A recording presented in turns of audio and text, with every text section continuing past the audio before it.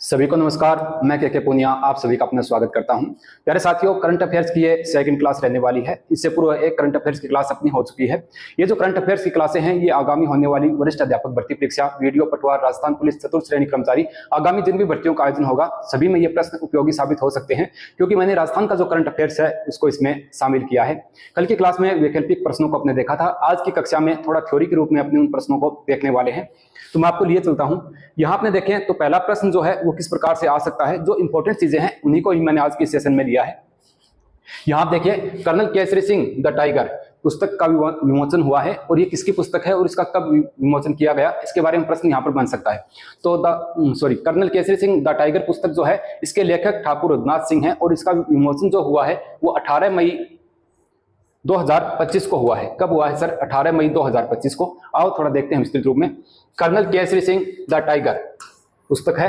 पुस्तक colonel Kesari Singh Kanot the tiger का विमोचन कब किया गया? 18 मई 2025 को किया गया है। आप लोग याद रखना कब? 18 मई 2025 को इस पुस्तक का विमोचन हुआ है। और कहां पर हुआ है? होटल नारायण जयपुर निवास में किया गया है। इस पुस्तक के जो लेखक हैं वो ठाकुर रुद्रनाथ सिंह कानोत हैं। कर्नल केसरी सिंह 1893 से 1990 एक वन्य जीव विशेषज्ञ रहे हैं। तो अगर ये पूछे कि कर्नल केसरी सिंह का संबंध किससे है, तो ये वन्य जीव विशेषज्ञ रहे हैं, इससे संबंधित है। प्रश्न ये बन जाएगा, कर्नल केसरी सिंह की पुस्तक का विमोचन हुआ द टाइगर के नाम से, इनका संबंध किससे था? खेल क्षेत्र से है, शिक्षा जगत से है, या फिर वन्य जीव विशेषज्ञ हैं? तो वन्य जीव विशेषज्ञ ये हैं। इन्होंने कश्मीर, ग्वालियर और जयपुर जैसे राज्यों में वन और वन्य जीवों के प्रबंधन के लिए काम किया है। तो ये बहुत ही महत्वपूर्ण प्रश्न बनता है, बहुत ही इंपॉर्टेंट प्रश्न जो है वो ये अपना ये यहाँ पर बनता है। आगे चलते हैं। अगला है, चर्चित पत्रिका रिहांड का संबंध किससे है? तो सिंधी अकादमी से है, बीकानेर अकादमी से है। इस प्रकार से इस प्रश्न को पूछा जा सकता है। प्रश्न बहुत अच्छा है, अच्छे से आप इसको देखें और अच्छे से याद भी करना है। चर्चित पत्रिका है कौन सा? रिहांड का संबंध किससे है? यहां देखिए, राजस्थान सिंधी अकादमी की वार्षिक पत्रिका रिहांड यानी किससे संबंधित है? तो सिंधी अकादमी से है। प्रश्न परीक्षा में यह आएगा कि चर्चित पत्रिका रिहांड का संबंध किससे है? बीकानेर अकादमी से है, सिंधी अकादमी, संस्कृत अकादमी से है, तो इस प्रकार से उर्दू अकादमी से है। तो किससे है? सिंधी अकादमी से है। वार्षिक पत्रिका है, वार्षिक है, मासिक नहीं है। वार्षिक पत्रिका रिहांड का लोकार्पण 2 मई 2025 को जयपुर के संभागीय आयुक्त और अकादमी प्रशासक पूनम द्वारा किया गया है। ठीक है, कब किया गया? 2 मई 2025 को। रिहांड में देश भर के सिंधी साहित्यकारों की अप्रकाशित रचनाएं जैसे कहानी, कविता, गीत, गजल, लेख और नाटकों को समावेश किया गया है। इस रचनात्मक साहित्य के माध्यम से आपसी सद्भाव, एकता, राष्ट्र प्रेम, देशभक्ति की भावनाओं का विकास होगा। कहने का मतलब ये जो रिहांड पत्रिका है, ये रिहांड पत्रिका है, ये रिहांड पत्रिका किससे संबंधित है? तो सिंधी अकादमी से है। किससे है सर? सिंधी अकादमी से संबंधित है। और इस पुस्तक में, इस पत्रिका वैसे पूछ ले कौन सी है, तो ये वार्षिक है, वार्षिक है, वार्षिक रहने वाली है। कौन सी सर? वार्षिक पत्रिका रहने वाली है। ठीक है, सिंधी साहित्यकारों के द्वारा प्रकाशित जो जैसे कहानियां, स्टोरी हैं, कविता है, गीत हैं, गजल है, लेख हैं या नाटक हैं, सभी को इसमें समाविष्ट किया गया है। तो याद रखना, रिहांड जो पत्रिका है वो सिंधी अकादमी की है और इसका लोकार्पण 2 मई 2025 को किया गया। आगे चलते हैं और अगला जो महत्वपूर्ण प्रश्न आपके सामने है, जो इंपॉर्टेंट प्रश्न बनते हैं उन्हीं को मैं लेके आपके सामने आता हूं। ये अपनी 15 से 20 मिनट की क्लास रहने वाली है, और ये 15 से 20 मिनट की क्लास आपके एग्जाम के लिए काफी उपयोगी साबित हो सकती है। पाली के निवासी हैं, अमराराम बने अफ्रीकी देश के हाई कमिश्नर। यानी कि ये पूछ लें कि अभी जो अफ्रीकी देश है उसमें हाई कमिश्नर के पद पे नियुक्त किया गया है, तो वो किस? अमराराम जी हैं। और किस जिले से हैं? उनका संबंध किस जिले से है? तो पाली जिले के रहने वाले भारतीय विदेश सेवा के 2008 बैच के अधिकारी अमराराम गुर्जर अफ्रीकी देश मलावी में हाई कमिश्नर के पद पे नियुक्त हुए हैं। तो इनका संबंध किस जिले से है? पाली के रहने वाले हैं। नाम क्या है? अमराराम जी हैं। अमराराम जी पाली के निवासी हैं, जो कि अफ्रीकी देश है कौन सा? मलावी में भारत के उच्चायुक्त यानी हाई कमिश्नर नियुक्त किए गए हैं। गुर्जर वर्तमान में इटली में भारत के उप राजदूत पद पर कार्यरत हैं। इससे पूर्व पुर्तगाल सहित कई देशों में भी भारतीय राजनीतिक के रूप में बेहतरीन कार्य कर चुके हैं। तो पाली के रहने वाले हैं। अफ्रीकी देश है कौन सा? मलावी। वहां पर इनको हाई कमिश्नर के पद पे नियुक्त किया गया है। अपने राजस्थान के हैं। किस जिले से हैं? पाली से हैं। क्या नाम है? अमराराम जी नाम मिलता है। आगे चलते हैं कि भीलवाड़ा में फ्लाइंग स्कूल को मंजूरी मिली है। प्रश्न परीक्षा में ये आएगा कि हाल ही में दिए गए जिलों में कौन से जिले में फ्लाइंग स्कूल को मंजूरी दी गई है? तो अपने क्या करेंगे? भीलवाड़ा में।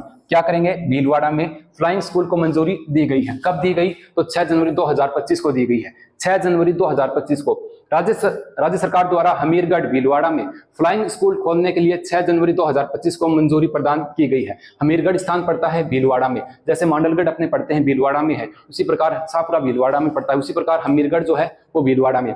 हमीरगढ़ हाई पट्टी का विकास किया जाएगा। इस फ्लाइंग स्कूल के खुलने से युवाओं को राजस्थान में ही फ्लाइंग प्रशिक्षण के अवसर प्राप्त हो जाएंगे।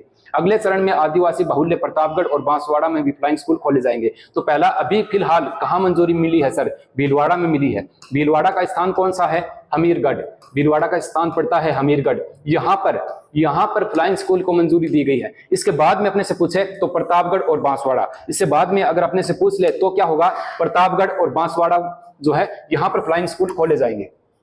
ये फ्लाइंग स्कूल विमानन नीति 2024 के तहत खोले जा रहे हैं। इस नीति के तहत किशनगढ़ अजमेर में भी फ्लाइंग स्कूल खोला जा रहा है। तो याद रखना, हाल ही में कहां पर मंजूरी मिली है, हमीरगढ़ स्थान पड़ता है भीलवाड़ा में। ठीक है, अच्छा प्रश्न है, महत्वपूर्ण प्रश्न है।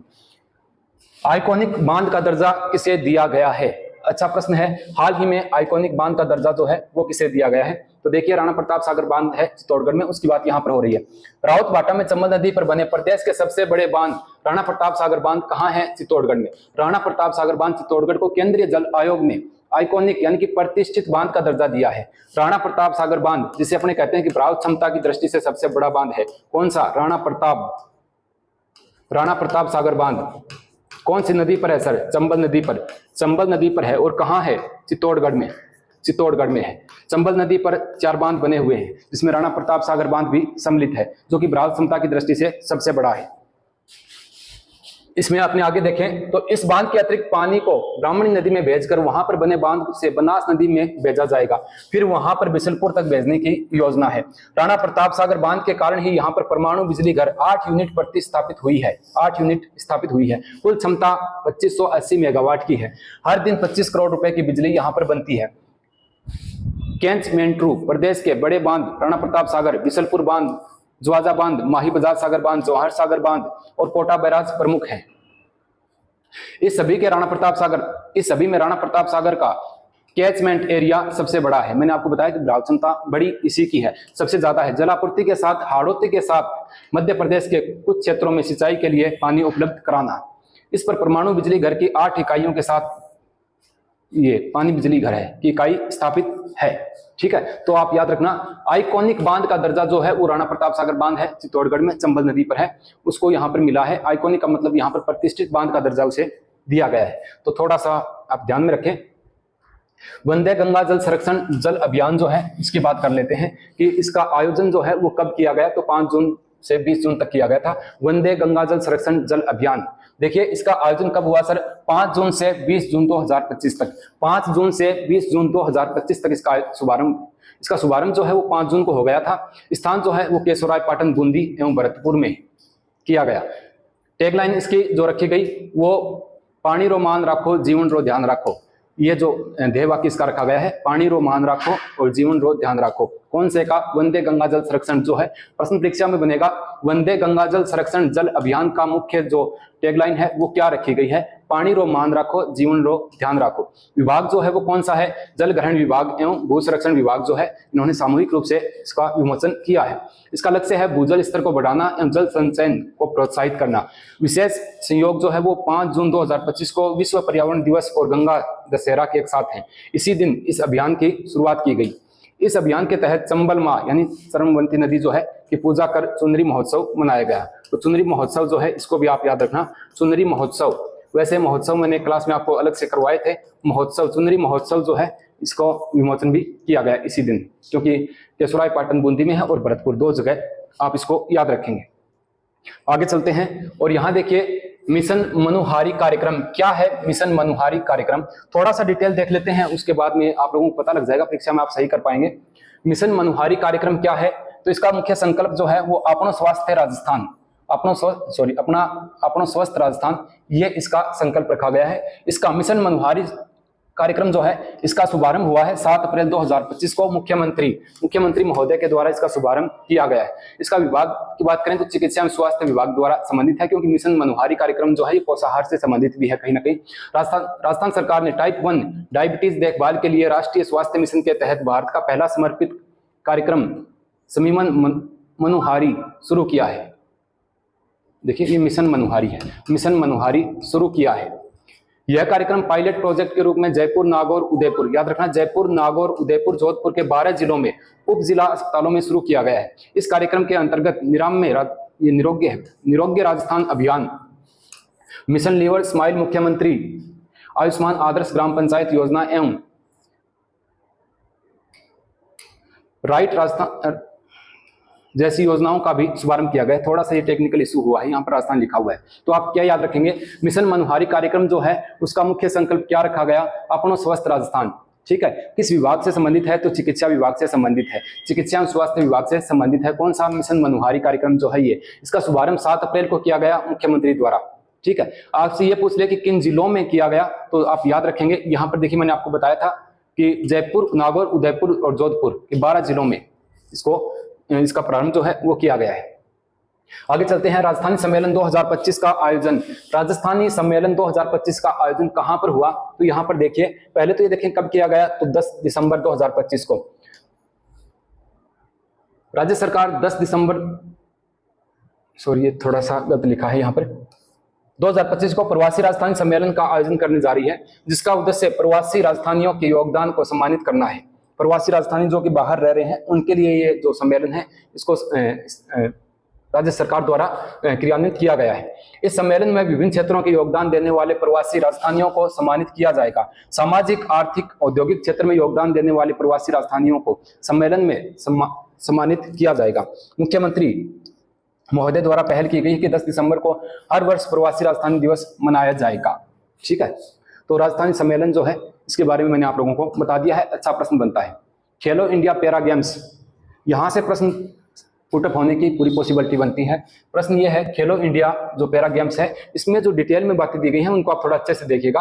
पहले इसका आयोजन जो है वो कब से कब तक हुआ, तो 20 से 27 मार्च 2025 को, 20 से 27 मार्च 2025 को इसका आयोजन होता है और ये इसका दूसरा संस्करण है। प्रथम संस्करण जो है वो 2023 में हुआ था, अपने को याद है, कहां पर हुआ? दिल्ली में हुआ था। पहला कब हुआ? दिल्ली में हुआ।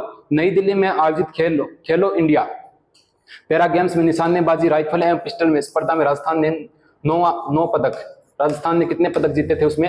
यानी आपको ये पूछे कि ये कौन सा है, तो ये दूसरा है। जो 20 से 27 मार्च तक हुआ ये दूसरा है ये, और पहला जो संस्करण है वो 23 को हुआ था, 2023 में हुआ था। कहाँ हुआ था? दिल्ली में। ठीक है, जीतकर इसमें जो हुआ पहला, इसमें कितने पदक जीते थे? 9 पदक। इसमें कितने? 9 पदक। राजस्थान ने 4 गोल्ड, 2 सिल्वर और 3 ब्रॉन्ज मेडल जीते। समीम अहमद सैफ डी मिशन, rifle coach Binder Shekhar, pistol coach Navdeep Singh, manager Prem Prakash Sharma ने राजस्थान के निशानेबाजी दल का नेतृत्व किया था। राजस्थान की निशानेबाजी स्पर्धा के पदक विजेता अवनी लेखरा जो कि गोल्ड मेडलिस्ट हैं, मोना अग्रवाल और 2 सिल्वर, और विजय सिंह कुंतल जो है वो ब्रॉन्ज मेडल, रुद्राक्ष खंडेलवाल गोल्ड और ब्रॉन्ज दोनों, और राहुल शर्मा ब्रॉन्ज मेडल और निहाल सिंह गोल्ड मेडल यहाँ पर। तो इनको थोड़ा सा आप ध्यान रखेंगे। खेलो इंडिया पैरा गेम्स 2025 जो है इसका दूसरा संस्करण हुआ, यहाँ पर हुआ है। आगे चलते हैं, और अभावग्रस्त गांव जो है वो कितने गांवों को सरकार ने अभी अभावग्रस्त गांव घोषित किया है? राजस्थान सरकार ने 20 जिलों में 5897 गांव ऐसे हैं जिनको अभावग्रस्त घोषित किया है। यानी कि ये गांव 2024 की अपने बात करें तो बाढ़ एवं ओलावृष्टि से प्रभावित हुए थे। 2024 में बाढ़ और ओलावृष्टि से प्रभावित कितने गांव थे? 5897 गांव ऐसे थे अपने जिनको राजस्थान सरकार ने अभावग्रस्त गांव घोषित किया है। अभावग्रस्त गांव जो है वो घोषित किया है। ठीक है, 20 जिलों में कितने गांव हैं? 5897। सांगरी फली को जीआई टैग दिया गया है। सांगरी की फली जो खेजड़ी से प्राप्त होती है अपने को, सांगरी की फली खेजड़ी पर प्राप्त होती है, और खेजड़ी जो है इसका नाम अपने को मिलता है प्रोसोपिस सिनेरिया, जो कि अपने वैज्ञानिक नाम की बात करें। राजस्थान की मशहूर फली सांगरी को जीआई टैग जो है वो क्षेत्रीय आधार पर होता है, ज्योग्राफिकल क्षेत्रीय आधार पर, यानी अब सांगरी को भी मिला है। इससे पहले जो 25 के लगभग अन्य हस्तकलाएं वगैरह हैं उनको भी ये जीआई टैग मिला है। मशहूर फली जीआई टैग मिल गया है, इससे अंतर्राष्ट्रीय बाजार में इसकी कीमत 2 से 3 गुना हो जाएगी। स्वामी केशवानंद राजस्थान एग्रीकल्चर विश्वविद्यालय ने उत्पादन सांगरी में जीआई टैग दिलाने में महत्वपूर्ण भूमिका निभाई है। जीआई टैग है यहाँ पर। जीआई टैग के बाद उसके उत्पादकों का निर्यात मूल्य 1500 से 3000 रुपए प्रति किलोग्राम होने की उम्मीद है। राजस्थान में जीआई टैग किन किन को मिले हुए हैं उनको आगे अपने देखते हैं। तो हाल ही में जीआई टैग यानी इस क्षेत्र में उत्पादन इस चीज का होगा, और जीआई टैग मिलने के बाद में अंतर्राष्ट्रीय स्तर पर उस वस्तु का जो भी चीज है उसका मूल्य 2 या 3 गुना बढ़ जाता है।